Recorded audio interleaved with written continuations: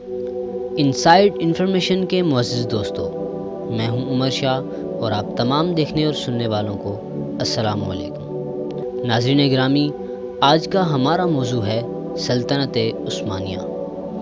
خلافت عثمانیہ کا اصل بانی ارطغرل کا پوتا اور عثمان غازی کا بیٹا اور خان تھا۔ ترک اسے آر خان بھی کہتے تھے۔ وہ 1281 عیسوی میں سوغوت میں پیدا ہوا اور اس کا بچپن اپنے دادا کی گود میں گزرا۔ وہ ارطغرل کا پسندیدہ پوتا تھا۔ وہ اسے اپنی جوانی کے مہارت کے قصے سناتا رہتا تھا۔ وہ زمین پر تلوار سے دنیا کا نقشہ بناتا، ابن عربی کی پیشگوئی سناتا تھا اور پھر اور خان سے کہتا تھا، جانے پدر، تم نے یہ سارے شہر فتح کرنے ہیں اور میرے نام کے سکے جاری کرنے ہیں۔ تم اگر یہ نہ کر سکو تو اپنے بیٹوں کو میری قبر پر لا کر انہیں بتانا کہ یہاں ایک ایسا شخص سو رہا ہے جس نے دنیا کی سب سے بڑی اسلامی ریاست کا خواب دیکھا تھا۔ اور خان نے یہ بات پلے باندھ لی۔ ارطغرل 1288 عیسوی میں انتقال کر گیا۔ اور خان کی عمر اس وقت 7 سال تھی۔ وہ جوان ہونے تک روز دادا کی قبر پر حاضری دیتا تھا اور قبر کے سرہانے کھڑا ہو کر دادا کا خواب دہراتا تھا۔ وہ عثمان غازی کے ساتھ مل کر سوغوت کے دائیں بائیں موجود قلعے بھی فتح کرتا رہا۔ سن 1300 عیسوی میں علاقے کی چاروں بڑی ریاستیں زوال پذیر ہو گئیں۔ سلجوق ریاست ختم ہو گئی، ایوبی سلطنت بھی کمزور ہو رہی تھی، بازنطینی امپائر کی اینٹیں بھی گر رہی تھیں اور منگولوں کا طوفان سمٹ کر چین تک محدود ہو گیا تھا۔ ایشیائے کوچک میں اس وقت گرے ہوئے قلعوں، خاک اڑاتے شہروں، بکھرتے محلات اور گزرے وقت کے نوحوں کے سوا کچھ نہیں تھا۔ لیکن آپ قدرت کا معجزہ دیکھیے، اسی خون آشام دور میں 2 نئی طاقتیں پیدا ہو گئیں۔ ازبکستان میں امیر تیمور نے جنم لیا اور ترکی میں ارطغرل کا خاندان سر اٹھانے لگا۔ امیر تیمور اور آر خان کے دور میں زیادہ فرق نہیں ہے۔ امیر تیمور نے اور خان کے پوتے بایزید بلدرم کو 1402 عیسوی میں انقرہ میں شکست دی تھی۔ یہ دونوں طاقتیں بحران میں ابھریں اور دیکھتے ہی دیکھتے تاریخ بن گئیں۔ اور خان نے 1326 عیسوی میں عثمان غازی کے انتقال کے بعد عنان اقتدار سنبھال لی۔ عثمانی سلطنت اس وقت سوغوت سے شروع ہوتی تھی اور 100 کلومیٹر بعد بورسا جا کے ختم ہوتی تھی۔ لیکن اور خان نے اس کے باوجود نہ صرف اپنا سکہ جاری کیا بلکہ اپنی ریاست کا آئین، قانون اور بیوروکریٹک سسٹم بھی بنایا۔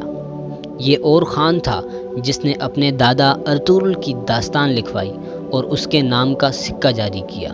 یہ وہی سکہ تھا جو آگے چل کر ڈرامہ سیریل ارطغرل کا محرک بنا۔ پیارے دوستو، ارطغرل خاندان نے فیصلہ کیا تھا کہ یہ اسلامی دنیا کے ساتھ چھیڑ چھاڑ نہیں کریں گے۔ ان کا فوکس بازنطینی ریاست ہوگی، لہٰذا یہ صرف ان کے قلعوں پر حملہ کرتے تھے۔ اور خان نے بورسا کے بعد ازنیک، ازمیت اور کاراسی کے قلعے فتح کر لیے۔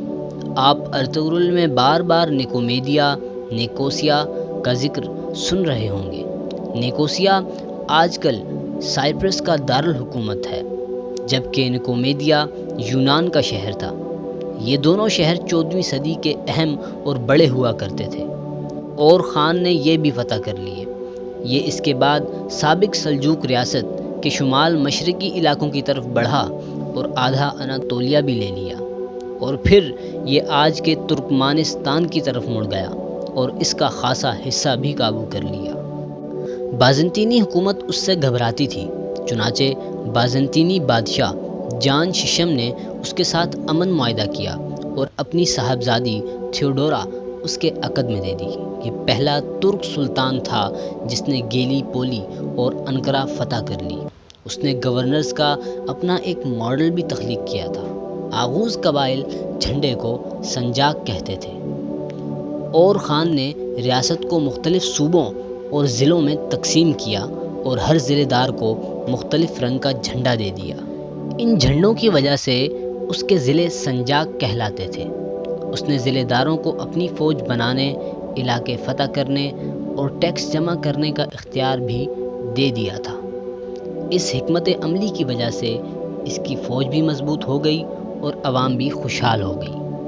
اس نے بے شمار مسجدیں، مدرسے اور کاروان سرائے بنوائے۔ وہ ایشیائے کوچک کا پہلا حکمران تھا جس نے بورسا میں یونیورسٹی بنائی تھی۔ اور خان کے بعد اس کا بیٹا مراد اول سلطان بنا۔ اس نے سلطنت عثمانیہ کو حقیقتاً سلطنت عثمانیہ بنا دیا۔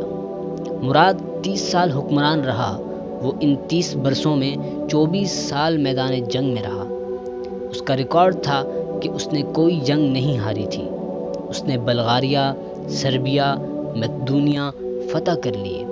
اس کی آخری جنگ کوسوو میں ہوئی تھی اور پورے یورپ کی فوجیں اکٹھی ہو کر اس کے مقابلے کے لیے میدان میں اتری تھیں، لیکن اس نے اس مشترکہ فوج کو بھی خاک چٹوا دی۔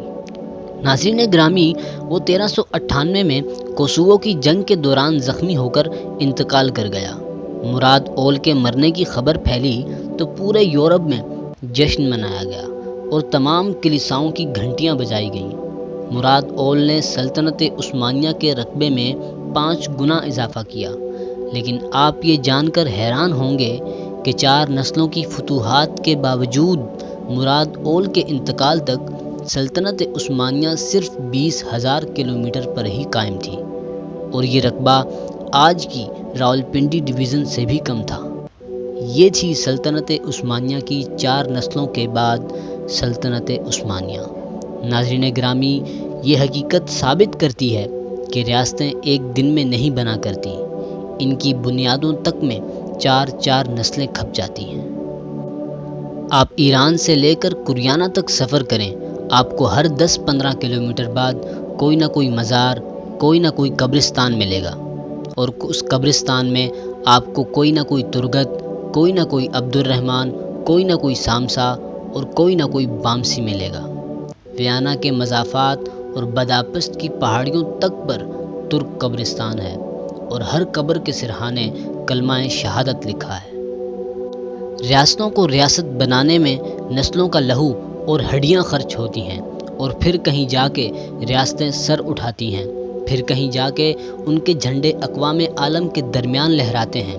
خلافت عثمانیہ کی رگوں میں بھی ارطغرل کی 18 نسلوں اور 36 سلطانوں کا لہو شامل ہوا، اور پھر کہیں جا کر ارطغرل آج کی نسل تک پہنچا۔ پھر کہیں جا کر دنیا نے تسلیم کیا کہ ترک صرف ترک ہوتے ہیں۔ نیپولین بوناپارٹ نے ارطغرل کی نسل کے بارے میں کیا خوب کہا تھا۔ اس نے کہا تھا کہ دنیا کی ہر فوج کسی نہ کسی سٹائل میں لڑتی ہے، لیکن ترک صرف اور صرف ترکوں کے سٹائل میں لڑتے ہیں۔ ارطغرل کی نسل نے صرف تلواروں اور گھوڑوں میں کمال نہیں کیا، بلکہ اس نے دنیا کو بیوروکریسی، آرکیٹیکچر، لائف سٹائل اور فوج سازی کا ماڈرن فن بھی دیا۔ عثمانی سلطان مشرقی یورپ کے عیسائی بچوں کو گود لیتے تھے۔ یہ ان بچوں کو اعلیٰ تعلیم دلاتے تھے، اور یہ جب بڑے ہو جاتے تھے تو یہ انہیں بیوروکریسی میں شامل کر دیتے تھے۔ یہ بچے رشتہ داروں کی مجبوریوں سے پاک ہوتے تھے، چنانچہ یہ پوری زندگی کرپشن فری رہتے تھے۔ ترک فوج کا ایک جانثار دستہ بیچری کہلاتا تھا۔ یہ لوگ صرف مرنے کے لیے میدان میں اترتے تھے، لہٰذا یہ کبھی ہار کر واپس نہیں آتے تھے۔ سلطان بھی ان کے خوف سے کوئی ناانصافی اور کوئی گڑبڑ نہیں کرتے تھے۔ یہ باغی شہزادوں کے سر اتار دیتے تھے، اور کمزور اور کرپٹ بادشاہ کو کان سے پکڑ کر تخت سے اتار دیا کرتے تھے۔ اور اگر آپ نے ترکش آرکیٹیکچر دیکھنا ہو تو آپ استنبول چلے جائیں، آپ کو ہر پرانی عمارت، ہر پرانی مسجد پکڑ کر بیٹھ جائے گی، آپ اس کے صحن سے باہر نہیں نکل سکیں گے۔ اور رہ گیا لائف سٹائل، تو کافی ہو، سگریٹ ہو، کاغذ ہو، رائفل ہو، بوٹ ہوں، کموڈ ہو یا پھر ہیئر کلرز ہوں، آپ کو ان کے پیچھے سلطنت عثمانیہ اور ترک ملیں گے۔ یہ تمام چیزیں ایجاد یورپ میں ہوئیں، لیکن انہیں بنایا اور مارکیٹ ترکوں نے کیا۔ ارطغرل کی نسل سے ہر سلطان نے اپنے نام سے ایک محلہ آباد کیا، اور اس محلے میں شاندار مسجد، مدرسہ اور شفا خانہ بھی بنوایا، اور اپنا مقبرہ بھی۔ ناظرین گرامی، آپ قدرت کا انعام دیکھیے۔ ارطغرل کے پاس خیمہ لگانے और घोड़ा बांधने तक की जगह नहीं थी। लेकिन फिर उस नस्ल में एक ऐसा वक्त आया जब 3 बर्रे आज़मों पर उनकी हुकूमत थी। उनका झंडा चीन और रूस से लेकर वियना, ईरान, इराक, सऊदी अरब और शाम से होता हुआ मिस्र तक जाता था। अर्तुगरुल की नस्ल के एक बादशाह सुलेमान दी ग्रेट की सल्तनत 20 लाख मुरब्बा मील तक फैली हुई थी। ये होती है अल्लाह की देन। इसे कहते हैं अल्लाह जब रहम करने पर आता है तो फिर ये चरवाहों की नस्लों को कौमों का ताज बना देता है। ये फिर उरूज को भी इतना उरूज देता है कि अरूज को भी पसीना आ जाता है। प्यारे दोस्तों, हमें उम्मीद है कि आपको ये वीडियो बहुत पसंद आई होगी। अगर वाकई ऐसा है तो इसे लाइक करते हुए अपने दोस्तों के साथ ज़रूर शेयर कीजिएगा ताकि वो भी इन कीमती मालूमात से मुस्तफ़ीद हो सकें। जल्द ही हाज़िर होते हैं एक मालूमाती वीडियो के साथ। तब तक अपना और अपने प्यारों का ढेर सारा ख्याल रखिएगा। अल्लाह हाफ़िज़।